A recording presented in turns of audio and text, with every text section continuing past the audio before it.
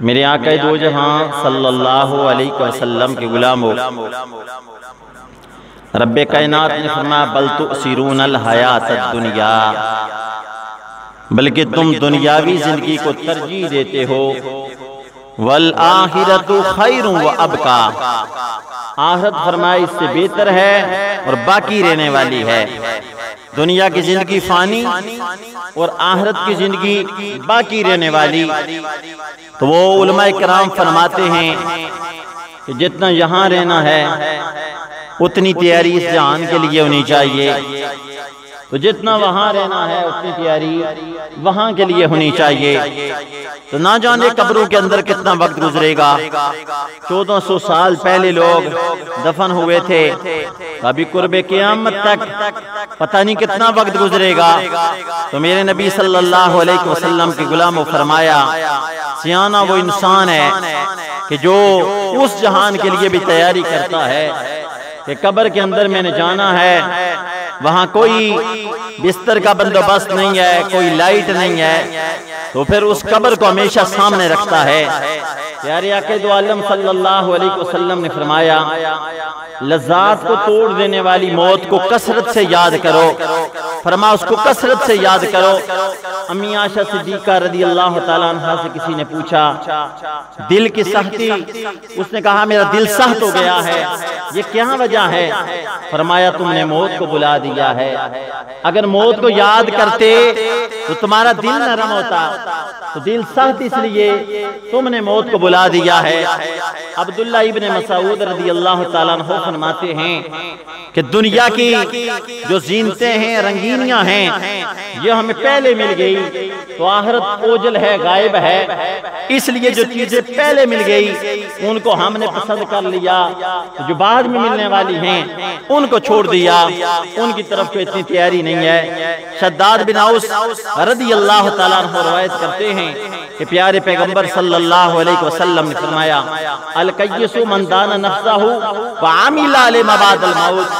फरमाया दाना सियाना बंदा वो है जो अपने नफ्स को मिटाता है, नफ्स के साथ जंग करता है, नफ्स को कमजोर करता है, और फरमाया मरने के बाद के लिए अमाल करता रहता है, तैयारी करता है, अपनी कब्र को सामने रखता है। तो फरमाया बेवकूफ इंसान वो है कि जो पैरवी अपने नफ्स की करता है लेकिन उम्मीदें रखता है अल्लाह मुझे बख्श देगा। इमाम गज़ाली हुज्जतुल इस्लाम रहमतुल्लाह ताला अलैह फरमाते हैं कि बंदे हदीस को इस तरह समझ ले, अल्लाह के खजाने इल्म से भरे पड़े हैं, लेकिन उसने वादा नहीं किया कि पढ़ने के बगैर तुम्हें आलिम बना दूंगा। नाना एक रास्ता बता दिया, देखे मदरसे हैं, जाकर पढ़े बंदा फिर आलिम बन सकता है। वो फरमाते हैं अल्लाह के खजानों में शक नहीं, भरे पड़े हैं, लेकिन वादा तेरे साथ नहीं है। तो यहाँ भी फरमाते हैं अल्लाह है तो रहम करने वाला, मेहरबान है, करीम है, रऊफुर रहीम है, लेकिन वादा नहीं किया कि बगैर अमल के बख्श दूंगा। ना ना, अमल करना पड़ेगा, 5 नमाजें पढ़ना पड़ेंगे और फिर रोजे रखने पड़ेंगे, फिर भी बख्शिश अल्लाह की फजल से होगी। यानी कि अमाल तो ले जाएंगे, ना तुल कर हम इस तरह उस पैमाने पर पूरे उतर सकते हैं। तो मेरे नबी सल्लल्लाहु अलैहि वसल्लम के गुलामों, आर्जी जिंदगी है, तो इस जिंदगी के अंदर हम सबको अपनी कब्र और आखिरत के बारे में सोचना चाहिए। वहाँ हम सब ने जाना है और फिर सवाल होंगे, उन सवालों के हम सब ने जवाब देने हैं। तो मेरे नबी सल्लल्लाहु अलैहि वसल्लम के गुलामों, हजरत अनस बिन मालिक रज़ी अल्लाह ताला अन्हु रवायत करते हैं, बुखारी मुस्लिम के अंदर यह हदीस पाक है।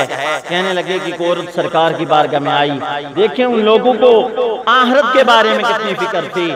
आज जब जाएं शहर मदीना तो वो सहाबा जिन्हें दुनिया में मेरे आका ने फरमाया अबू बकर फिल जन्ना, उमर फिल जन्ना, उस्मान फिल जन्ना, अली फिल जन्ना, अब्दुर रहमान को, हजरत बिलाल को, तलहा को, जिनको दुनिया में जन्नत की बिशारत थी, आज मदीने में उनका घर कोई नहीं नजर आता।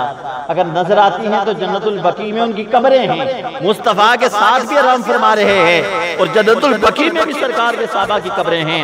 यानी उन्होंने घर नहीं बनाया, इधर नहीं बनाया, अल्लाह ने जन्नत में उनके घर पहले बना दिए।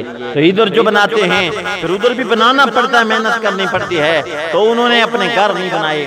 हजरत उमर के पास जब मिलने के लिए दूर दूर से कासिद आते, पूछा करते थे उमर का घर कहाँ है।